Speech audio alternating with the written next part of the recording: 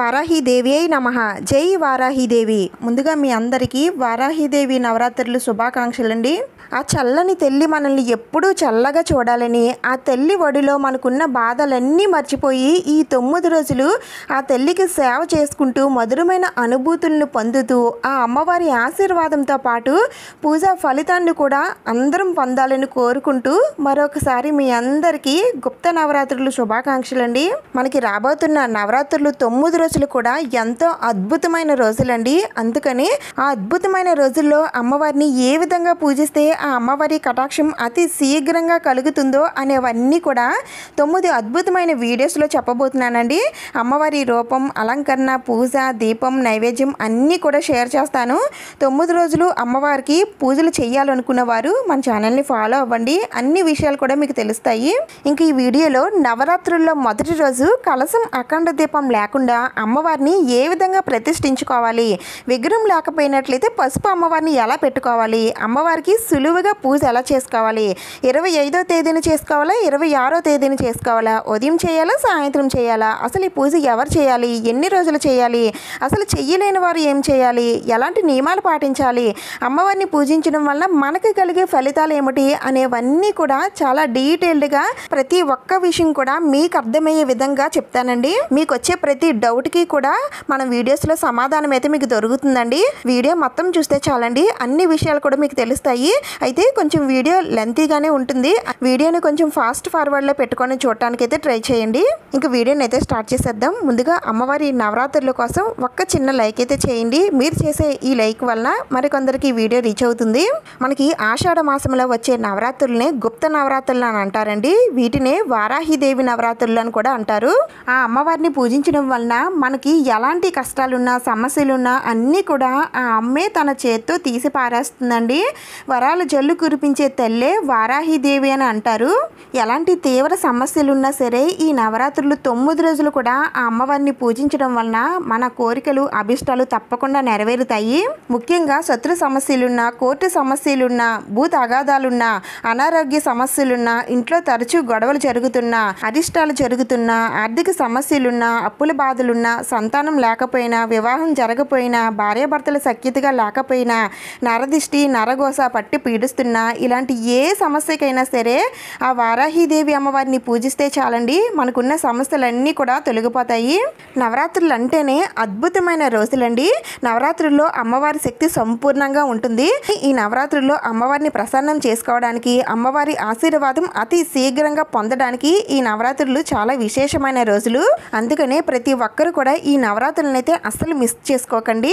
మీకు ఎన్ని రోజులు కుదిరితే అన్ని రోజులు అమ్మవారికి పూజనైతే చేసుకోండి. అయితే ఇంతకీ పూజ ఎవరు చేయాలండి? ఆచారం, ఆనవాయితీ ఏమైనా ఉండాలనంటే ఏమీ అవసరం లేదండి. ఎవరైనా సరే చేసుకోవచ్చు.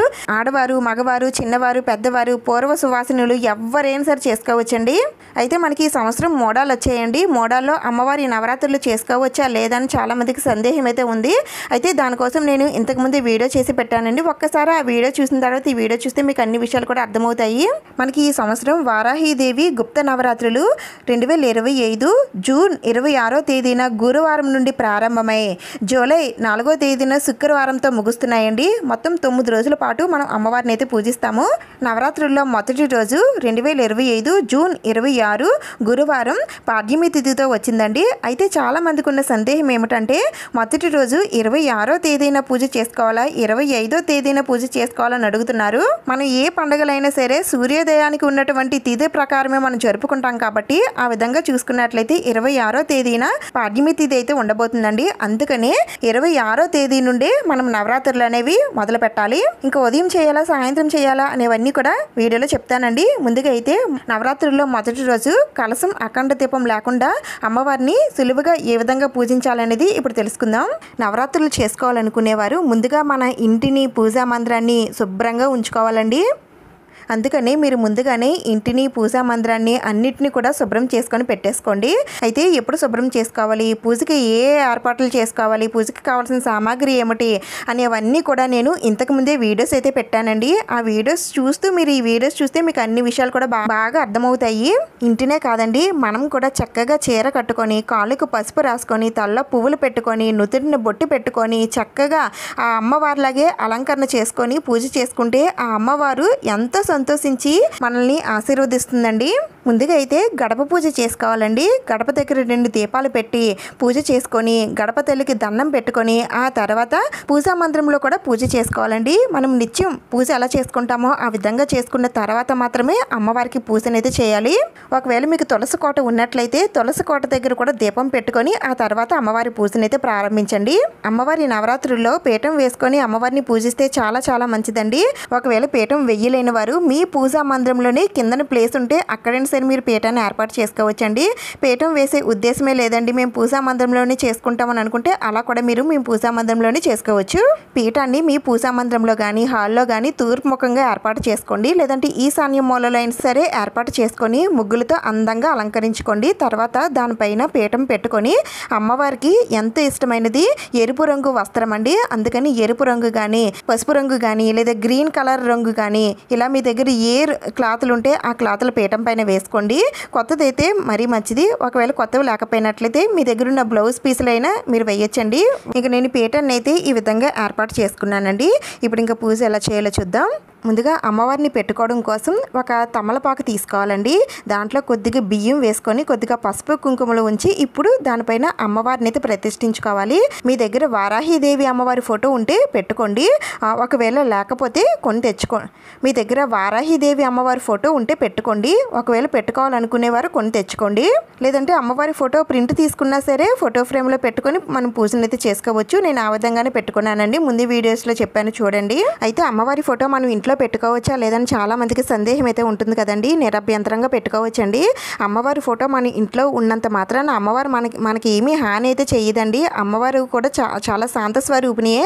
ఒకవేళ అమ్మవారి ఫోటోని పెట్టుకోలేని వారు అమ్మవారి ప్లేస్లో లలితాదేవి అమ్మవారిని కానీ లక్ష్మీదేవి అమ్మవారి ఫోటోని కానీ పెట్టుకొని మీరు పూజను అయితే చేసుకోవచ్చండి.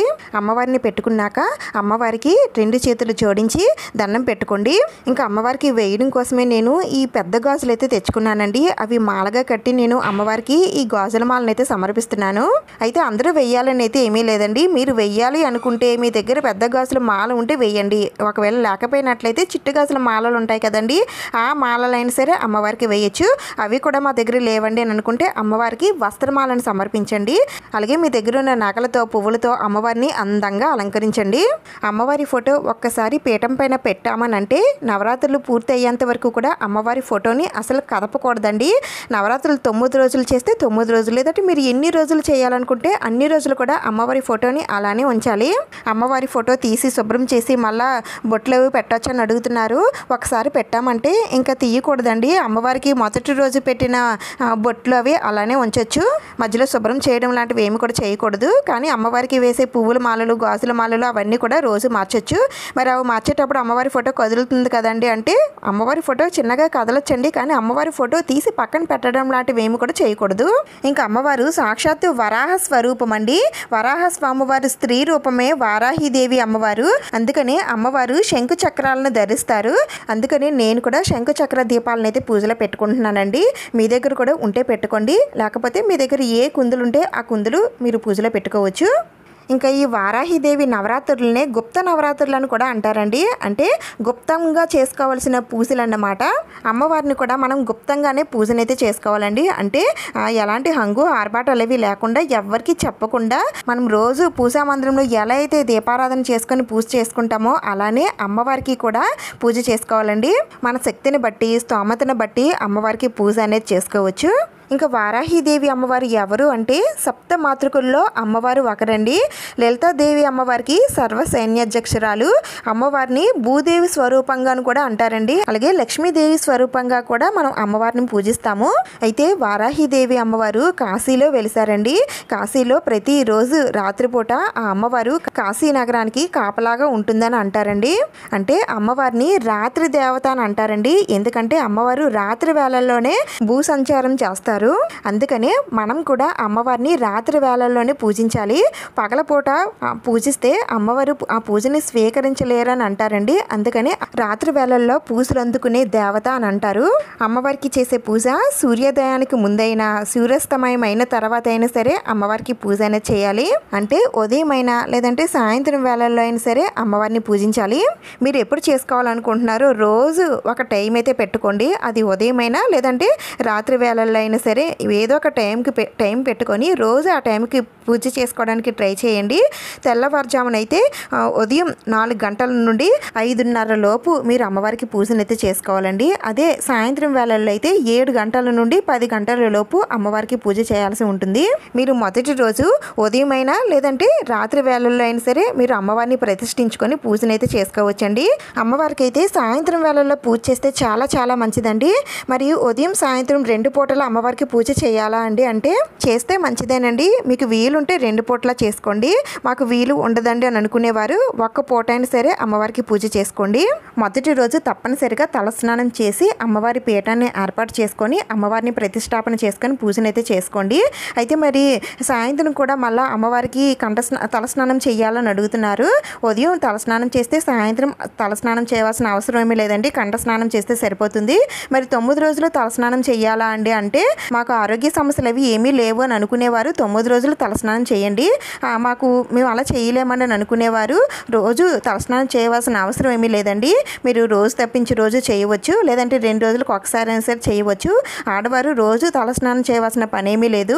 ఇంక తర్వాత నేను ఇక్కడ పూజలో నా దగ్గర వారాహిదేవి అమ్మవారి విగ్రహం ఉందండి. నేను విగ్రహాన్ని పూజలో పెట్టుకుంటున్నాను. మీ దగ్గర కూడా ఉంటే పెట్టుకోండి. ఒకవేళ అమ్మవారి విగ్రహం లేకపోయినట్లయితే పసుపు అమ్మవారిని చేసుకొని పెట్టుకోండి. మీకు తెలియడం కోసమే నేను ఇక్కడ అమ్మవారి విగ్రహాన్ని అలాగే పసుపు అమ్మవారిని కూడా పెట్టానండి. పూజ ఎలా చేయాలో కూడా చూపిస్తాను. అయితే ఇలా పెట్టుకున్న పసుపు అమ్మవారిని కూడా మనం మధ్యలో మార్చమండి. ఎన్ని రోజులు పూజ చేసుకుంటామో అన్ని రోజులు ఈ పసుపు అమ్మవారిని ఉంచుకొని పూజనైతే చేసుకుంటాము. ఒకవేళ పసుపు ముద్ద పాడైపోతుందండి, డ్రై అయిపోతుంది, బ్రేక్స్ వచ్చేస్తున్నాయి అని అనుకుంటే మాత్రం అమ్మవారి ప్లేస్లో ఒక కొబ్బరికాయనైతే తీసుకోండి. కొబ్బరికాయకి నేను ఇక్కడ చూపించిన విధంగా మీరు అమ్మవారి రూపం వచ్చేటట్టు కుంకుమతో బొట్లు పెట్టుకొని ఆ కొబ్బరికాయని మీరు పూజలో పెట్టుకొని 9 రోజులు పూజ చేసుకోవచ్చండి. లేదంటే మీరు ఎన్ని రోజులు పూజ చేయాలనుకుంటున్నారో అన్ని రోజులు ఉంచుకోవచ్చు. మనం కలశం పైన కొబ్బరికాయ పెట్టి ఆ కలశంలోని అమ్మవారు ఉన్నట్టుగా పూజ ఎలా చేసుకుంటామో అలానే ఇక్కడ కూడా పూజలో మీరు ఈ విధంగా కొబ్బరికాయని పెట్టుకొని పూజనైతే చేసుకోవచ్చండి. పూజ అంతా అయిన తర్వాత ఈ కొబ్బరికాయని ఏం చేయాలనేది కూడా చెప్తాను. ఆ తర్వాత వినాయకుడిని కూడా పెట్టుకోవాలండి. అయితే వినాయకుడిని కూడా మీరు పసుపు ముద్ద రూపంలో పెట్టుకోవచ్చు, లేదంటే వినాయకుడి విగ్రహ రూపంలో అయినా సరే పెట్టుకోవచ్చు. నేను ఇక్కడ 2 విధాలుగా చూపించబోతున్నాను. అందుకనే నేను 2 వినాయకుడిని కూడా పెట్టాను. మీరు ఒకటి పెట్టుకుంటే సరిపోతుందండి. అమ్మవారినైనా వినాయకుడినైనా సరే ఎవరో ఒకరిని పెట్టుకుంటే చాలు. ఆ తర్వాత ఆచారం ఉన్నవారు మొదటి రోజు కలశ స్థాపన చేసుకొని అఖండ దీపం అయితే పెట్టుకుంటారండి.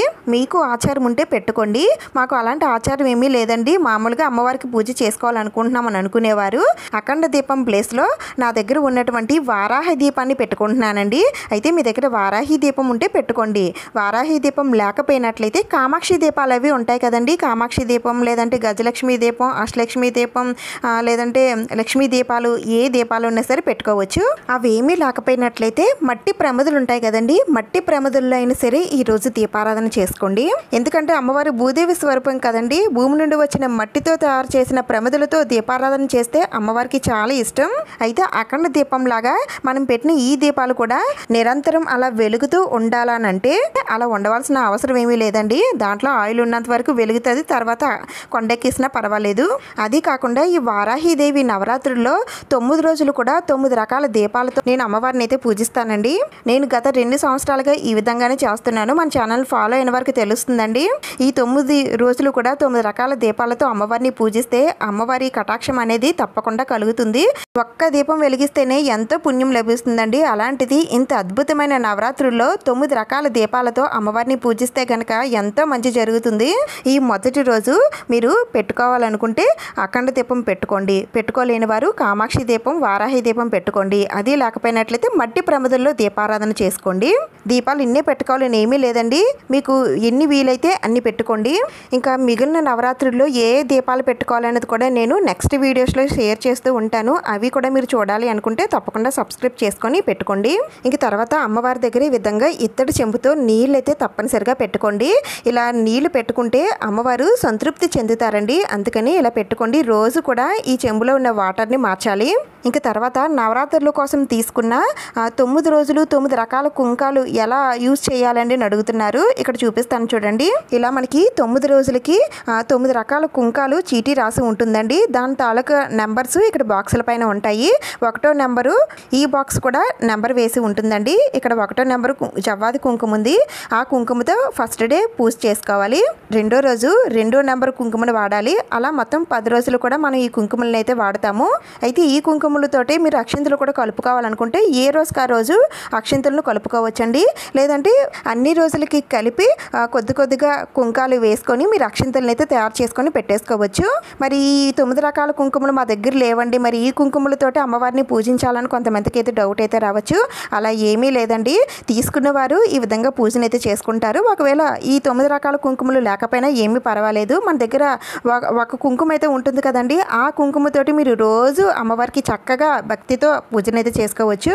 అమ్మవారికి ఎరుపు అక్షింతలతో పూజ చేస్తే చాలా మంచిదండి. అందుకని ఎరుపు అక్షింతలను అయితే తయారు చేసుకొని పెట్టేసుకోండి. నేను ఇక్కడ ఈ కుంకుమ తీసుకొని దాంట్లో కొద్దిగా జవ్వాదు, నెయ్యి వేసి కొద్దిగా పచ్చకర్పూరం కూడా వేసి అక్షింతలను అయితే కలుపుకుంటున్నాను.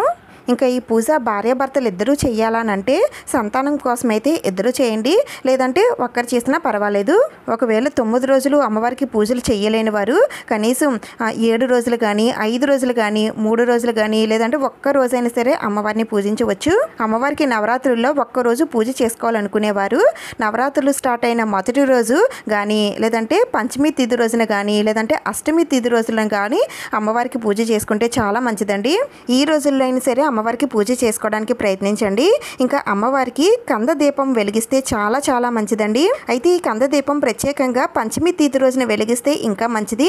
ఒకవేళ మీరు ఈ 9 రోజులు కంద దీపం వెలిగించాలి అనుకుంటే వెలిగించవచ్చండి. అయితే ఈ కంద దీపం ఎలా వెలిగించాలి, కంద దొరకకపోతే ఏం చేయాలి అనేవన్నీ కూడా నేను ఆల్రెడీ ఇంతకుముందే వీడియో పెట్టానండి. ఒకవేళ ఇంట్రెస్ట్ ఉన్న వాళ్ళు చూడొచ్చు. ఇంకా అమ్మవారి దగ్గర కొత్తగా తెచ్చుకున్న పసుపు కుంకుమలు మాత్రమే పెట్టుకోండి. ఈ పసుపు కుంకుమలు కూడా మనం 9 రోజులు అంటే మీరు ఎన్ని రోజులు పూజ చేస్తారో అన్ని రోజులు అలా అమ్మవారి దగ్గర ఉంచుతామండి. మళ్ళీ వాటిని మార్చవలసిన అవసరం ఏమీ లేదు. ఇంకా పూజలో దీపారాధనకి ఆవు నెయ్యి కానీ నువ్వుల నూనె కానీ కొబ్బరి నూనె కానీ మీ దగ్గర ఏది ఉంటే అది వాడండి. అలాగే అమ్మవారికి ఎరుపు వత్తులతో దీపారాధన చేయాలండి. అయితే ఎరుపు వత్తులు మనకి మార్కెట్లో దొరుకుతున్నాయి, అవైనా తెచ్చుకోవచ్చు. లేదంటే ఇంట్లో ఎలా తయారు చేసుకోవాలనేది కూడా నేను ఆల్రెడీ చూపించాను. మీరు ఆ విధంగా అయినా సరే మీరు ఎరుపు వత్తులతో దీపారాధన చేసుకోవచ్చు. ఇంకా తర్వాత పూజలో అక్కడక్కడ జవ్వాది పౌడర్, జవ్వాది లిక్విడ్ ఇవన్నీ కూడా వేసుకోండి. సువాసన భరితమైన పూజ అంటే అమ్మవారికి చాలా ఇష్టం అండి. అందుకని మీ దగ్గర ఏది ఉంటే అది వేసుకోండి. ఏమీ లేకపోయినట్లయితే పచ్చకర్పూరం కానీ ముద్ద కర్పూరం కానీ చిదిపి అక్కడక్కడ వేసుకోండి. ఇంకా నా దగ్గర జవ్వాది పేస్ట్ అయితే ఉందండి. దీన్ని అమ్మవారి ఫోటోకి విగ్రహానికి క్లాత్ పైన రాస్తే మంచి సువాసన వస్తుందండి. అమ్మవారు కూడా చాలా ఇష్టపడతారు. పూజకు కావాల్సిన సామాగ్రి అన్నీ కూడా పెట్టేసుకున్నానండి. ఇప్పుడు పూజ, అమ్మవారికి అభిషేకం అన్నీ ఎలా చేయాలో చూపిస్తాను. వీడియో పెద్దగా ఉందని మాత్రం స్కిప్ చేయకండి. మొదటి రోజు అన్నీ పెట్టాలి కాబట్టి కొంచెం వీడియో అనేది పెద్దగానే ఉంటుంది. రెండో రోజు నుంచి అవేమీ ఉండవు కాబట్టి కాస్త సింపుల్గా చెప్తాను. ఇప్పుడు ఇంకా దీపారాధన చేసుకోవాలండి. ముందుగా ఏకహారతితో కానీ లేదంటే అగరబత్తితో కానీ దీపాలను వెలిగించండి. కామాక్షి దీపం తప్ప మిగిలిన అన్ని దీపాలు కూడా వెలిగించేసుకోండి. ముందుగా నేను శంకు చక్రాల దీపాలను వెలిగించిన తర్వాత ప్రమిదల్లో దీపాలను అయితే వెలిగిస్తున్నాను. ఇలా దీపాలు వెలిగించిన తర్వాత ఈ దీపాల దగ్గర కొద్దిగా పసుపు, కుంకుమ, అక్షింతలు వేసి ముందుగా ఆ దీపలక్ష్మికి దండం పెట్టుకోండి. మనం ఏ పూజ చేసినా సరే ప్రథమ పూజ వినాయకుడికే చెందాలండి. అందుకనే ముందుగా మనం వినాయకుడిని పూజించాలి. వినాయకుడి దగ్గర కొద్దిగా పసుపు, కుంకుమ, అక్షింతలు, పువ్వులు అన్నీ వేస్తూ ఆ స్వామివారి అష్టోత్తరాలన్నీ కూడా చదువుకుంటూ స్వామివారిని పువ్వులతో కానీ లేదంటే స్వామివారికి ఎంత ఇష్టమైన గరికతో కానీ స్వామివారిని పూజించాలి. స్వామివారికి వస్త్రమాలను కూడా సమర్పించండి. నేను ఇక్కడ వేయడం మర్చిపోయాను, మీరైతే తప్పనిసరిగా వేయండి. అష్టోత్తరాలు అవి చదువుకున్నంత టైం లేదండి అని అనుకుంటే ఓం గం గణపతియే నమః అని మంత్రాన్ని 21 సార్లు కానీ లేదంటే 108 సార్లు కానీ జపించుకుంటూ స్వామివారిని పూజించండి. ఆ తర్వాత స్వామివారికి అగరబత్తులతో ధూపం చూపించి నైవేద్యం నివేదన చేయాలి. నైవేద్యంగా నేను ఇక్కడ బెల్లం పెడుతున్నానండి. బెల్లం కానీ అరటిపళ్ళు కానీ ఏవైనా సరే పెట్టచ్చు. నైవేద్యం పెట్టిన తర్వాత ధూపం చూపించి హారతనివ్వండి.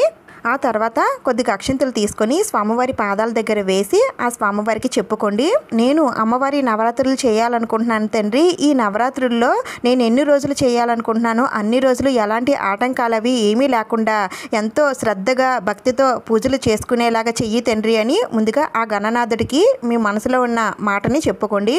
ఇలా స్వామివారి పూజ పూర్తయిన తర్వాత స్వామివారిని కదిపేయాలండి. ఇలా స్వామివారిని పట్టుకొని 3 సార్లు పైకి కిందకి కదుపుతూ యథాస్థానంలో రూపంలో ఉంచుతున్నాను తండ్రి అని చెప్పుకొని 3 సార్లు స్వామివారిని కదిపేయండి. ఆ తర్వాత మనం చేసుకున్న పసుపు గణపతి ఉన్నారు కదండి, ఆ పసుపు గణపతిని ఇలా వాటర్లో నిమజ్జనం చేసేయాలి. స్వామివారిని నిమజ్జనం చేసిన తర్వాత ఆ నీటిని కొద్దిగా తీసుకొని మన శిరస్సు పైన చల్లుకోవాలి. పసుపు గణపతిని పెట్టుకున్నట్లయితే రోజు కొత్త గణపతిని పెట్టుకోవాలండి. పూజ అయిన తర్వాత స్వామివారిని నిమజ్జనం చేసేయాలి. అదే విగ్రహం పెట్టుకున్నట్లయితే విగ్రహాన్ని కదిలిస్తే సరిపోతుంది. అయితే అది మంగళవారం శుక్రవారాల్లో మళ్ళీ స్వామివారిని కదిలించకూడదండి. ఏ రోజు ఎలా చేయాలనేది నేను ప్రతిరోజు వీడియోస్లో చెబుతూ ఉంటాను. పసుపు గణపతిని మాత్రం ఈరోజు చూపిస్తున్నాను.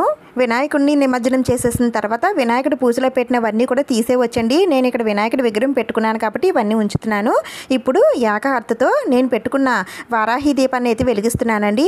ఈ ప్లేస్లో మీరు కామాక్షి దీపం పెట్టుకున్నట్లయితే దీపాన్ని అయితే వెలిగించండి. ఇలా వెలిగించుకున్న దీపం దగ్గర కొద్దిగా పసుపు, కుంకుమ, అక్షింతలు, పువ్వులు వేసి ముందుగా ఆ దీపలక్ష్మికి దండం పెట్టుకోండి. ఆ తర్వాత కొద్దిగా అక్షింతలు, పువ్వులు తీసుకొని అమ్మవారి పాదాల దగ్గర వేసి అమ్మవారికి నమస్కారం చేసుకోవాలి. ఇప్పుడు అమ్మవారికి అభిషేకం అయితే చేసుకోవాలండి. అభిషేకం ఎలా చేయాలో చూపిస్తాను. ముందుగా అయితే నేను ఇక్కడ కొన్ని ద్రవ్యాలను అయితే తయారు చేసుకున్నానండి. ఈ ద్రవ్యాలను ఎలా తయారు చేసుకోవాలనేది కూడా మన ఛానల్లో వీడియో పెట్టాను చూడండి. నేను ఇక్కడ పంచామృతాలు తీసుకున్నాను. అలాగే పసుపు జలం, కుంకుమ జలం, చందన జలం, ఇంకా పుష్పాలు ఉంచినటువంటి జలంతో అభిషేకం అయితే చేస్తాను. ముందుగా అమ్మవారికి శుద్ధ జలంతో అభిషేకం చేసిన తర్వాత పంచామృతాలతో అభిషేకం చేయాలండి. ఇక్కడ నేను పంచామృతాలన్నీ కూడా కలిపి తీసుకున్నాను.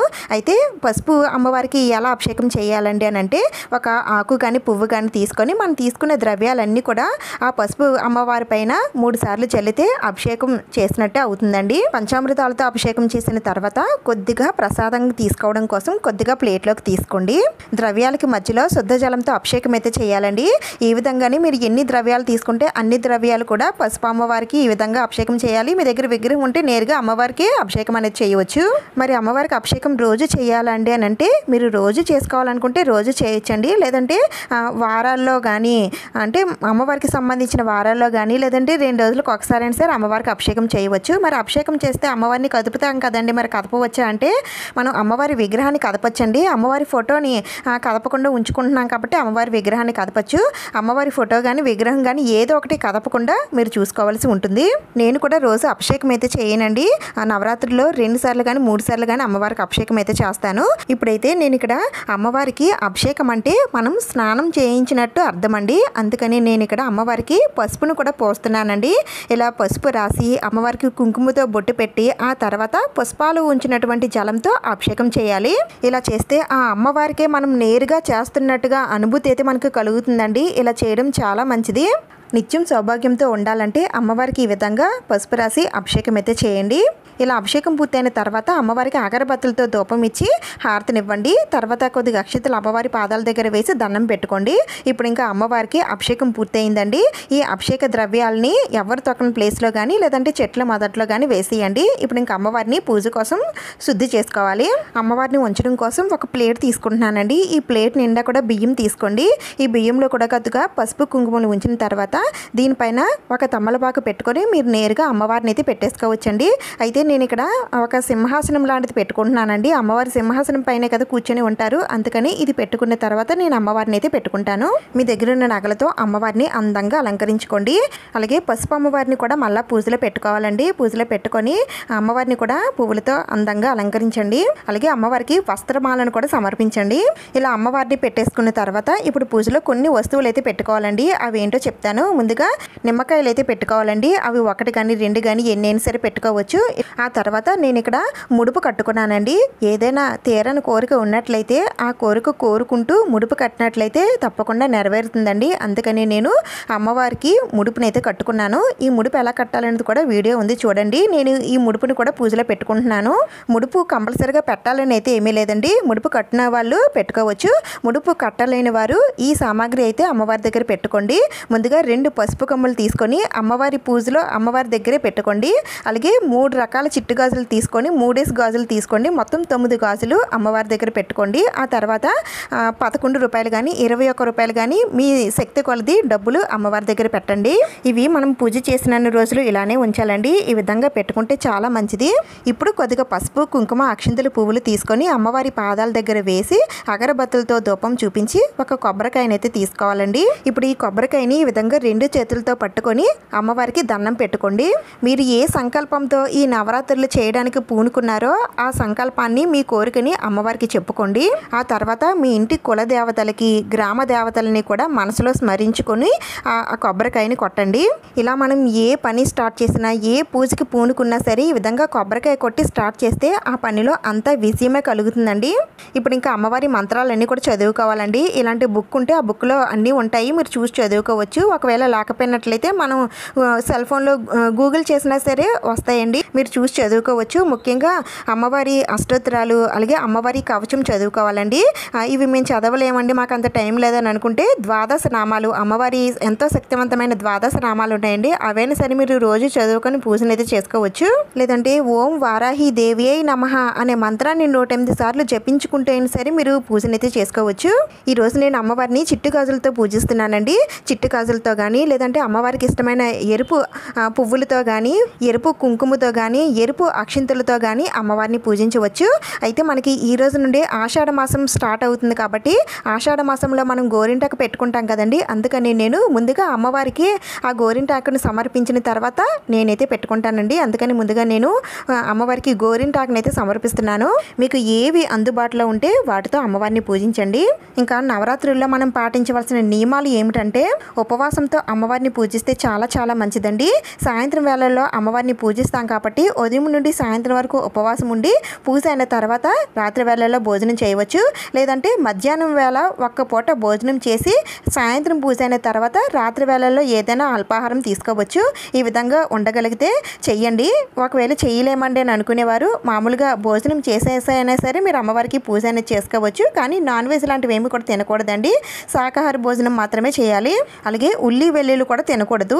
మరి పూజ చేసిన వారు మేము తినవండి, మరి ఇంట్లో వాళ్ళు తినవచ్చా అని అడుగుతున్నారు. మరి అందరూ తినకుండా ఉంటే మంచిదేనండి. మరి మన కోసం వాళ్ళని ఇబ్బంది పెట్టలేం కదా, అందుకని మీరు తినకుండా ఉండి వారికి ఏవైనా వండి పెట్టి వారికి ఇచ్చేయండి. తర్వాత అమ్మవారికి నైవేద్యాలు చేసేటప్పుడు మాత్రం స్టవ్ అంతా కూడా శుభ్రం చేసుకున్న తర్వాతే నైవేద్యాలు వండాలి. నేలపైనే పడుకోవాలండి, బ్రహ్మచర్యం పాటించాలి. జుట్టు కట్ చేసుకోవడం, గోర్లు కట్ చేసుకోవడం లాంటివి ఏమి కూడా చేయకూడదు. ఇంట్లో గొడవ పడడం అసలు నిషిద్ధం. మీరు ఎన్ని రోజులు అమ్మవారికి పూజ చేయదలిచారో అన్ని రోజులు ఇవే నియమాలు పాటించాలి. ఒకవేళ మధ్యలో ఆటంకం వస్తే మీ ఇంట్లో వారు పూజ చేయొచ్చండి. ఒకవేళ వారు చేయలేరండి అని అనుకుంటే మీరు పీఠాన్ని ఎత్తిపెట్టేసి మీ అడ్డంకి తీరిన తర్వాత మీరు పూజ అనేది చేసుకోవచ్చు. ఇక్కడ నేను అమ్మవారికి పెద్ద గాజులను కూడా సమర్పించానండి. మీరు 1 డజన్ అయినా 2 డజన్లైనా సరే తెచ్చుకొని నవరాత్రుల్లో ఏ రోజైనా సరే అమ్మవారి దగ్గర పెట్టి ఆ తర్వాత మీరు వేసుకుంటే చాలా చాలా మంచిదండి. నేను ఫస్ట్ రోజే అమ్మవారికి గాజులను అయితే సమర్పించాను. పూజ అంతా అయిన తర్వాత అంటే మంత్రాలన్నీ కూడా చదువుకున్న తర్వాత అమ్మవారికి అగరబత్తులతో ధూపం చూపించి నైవేద్యం నివేదన చేయాలండి. అమ్మవారికి ఎంతో ఇష్టమైన పానకాన్ని రోజు నైవేద్యంగా పెట్టాలండి. దాంతోపాటుగా అమ్మవారికి ఇష్టమైన దానిమ్మ గింజలను కూడా నేను అమ్మవారికి నైవేద్యంగా పెట్టాను. అలాగే ఈరోజు మొదటి రోజు కాబట్టి అంతా శుభమే జరగాలని ఆ అమ్మవారికి తియ్యని ప్రసాదం పరమాన్నం చేసి పెట్టానండి. ఇవన్నీ కూడా నేను నైవేద్యంగా పెట్టాను. వీటితో పాటుగా అమ్మవారికి మామిడి పళ్ళను కూడా సమర్పిస్తున్నాను. ఇవే పెట్టాలని ఏమీ లేదండి, మీకు వచ్చిన ప్రసాదం ఏదైనా పెట్టచ్చు. దాంతోపాటుగా పానకాన్ని అయితే తప్పనిసరిగా పెట్టండి. తర్వాత అమ్మవారికి తాంబూలం కూడా ఇవ్వండి. అయితే అమ్మవారికి చీర, జాకెట్టు అన్నీ కూడా పెట్టి ఇవ్వచ్చండి. ఈ 9 రోజుల్లో మీరు ఎప్పుడైనా సరే ఇవ్వచ్చు. ఆ తర్వాత అమ్మవారికి ధూపం ఇవ్వండి. సాంబ్రాణితో కానీ గుగ్గులంతో కానీ అమ్మవారికి ఎక్కువగా ధూపం ఇవ్వండి. ధూపం అంటే అమ్మవారికి చాలా ఇష్టం. అలాగే మీ ఇంట్లో కూడా ఎక్కువగా ధూపం ఇవ్వండి. ఇంట్లో ఉన్న నెగిటివ్ ఎనర్జీ అమ్మవారికి ధూపానికి భయపడి బయటికి వెళ్ళిపోతుంది. ఆ తర్వాత అమ్మవారికి ముద్ద కర్పూరంతో హారతినివ్వండి. ఇప్పుడు కొద్దిగా పువ్వులు, అక్షింతలు తీసుకొని అమ్మవారి పాదాల దగ్గర వేసి చేతులు జోడించి మోకాళ్ళ పైన శిరస్సు వంచి ఆ అమ్మకి దండం పెట్టుకోండి. మీ మనసులోని కోరికలన్నీ కూడా ఆ అమ్మకి చెప్పుకోండి. ఈ విధంగా పూజ అంతా పూర్తయిన తర్వాత అమ్మవారి దగ్గర పెట్టిన పువ్వు ఈ విధంగా పూజ అంతా అయిన తర్వాత అమ్మవారికి పూజ చేసినటువంటి కుంకుమను తీసుకొని నుదుటిని ధారణ చేసుకోండి. అలాగే అమ్మవారికి పూజ చేసినటువంటి పువ్వులు తీసుకొని జడలో పెట్టుకోండి. అలాగే అమ్మవారి దగ్గర నేను గాజులు కూడా పెట్టుకొని పూజించాను కదండి, ఆ గాజులు కూడా తీసుకొని నేను చేతులకైతే వేసుకుంటున్నాను. ఇంతటితో అమ్మవారి పూజ అయితే పూర్తవుతుందండి. అయితే ఈరోజు అమ్మవారి పీఠాన్ని అయితే కదపకూడదండి. ఒక రాత్రి గడవాలి, రెండో రోజు కదపాలి. అయితే రెండో రోజు మనకి శుక్రవారం వస్తుంది కాబట్టి రెండో రోజు కూడా కదపకూడదు. అమ్మవారిని కదిపేయాలనుకుంటే మూడో రోజు మాత్రమే అమ్మవారిని కదపాలి. ఇంకా పూజలో పెట్టిన వస్తువులు ఏం చేయాలనేది నేను నెక్స్ట్ వీడియోలో షేర్ చేస్తానండి. పూజకు అవసరమైన అన్ని విషయాలు కూడా చాలా డీటెయిల్గా చెప్పానని అనుకుంటున్నానండి. ఈ వీడియో మీకు యూజ్ అయ్యింది, నచ్చిందని అనిపిస్తే ప్లీజ్ తప్పకుండా లైక్ చేయండి, షేర్ చేయండి, సబ్స్క్రైబ్ చేసుకోండి. చేసుకోండి. ఇంకొక మంచి వీడియోతో మళ్ళీ కలుద్దాం. Thank you for watching.